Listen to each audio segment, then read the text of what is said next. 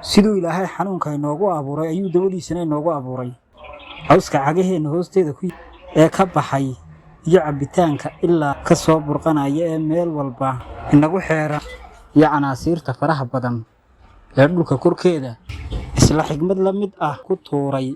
cadow aad u daran Israa'iil tamada carabta ee wuxuu suuro geliyay jidhkan qariibka ah inuu noqdo mid dhiiri gelinaya foojignaan iyo abaabul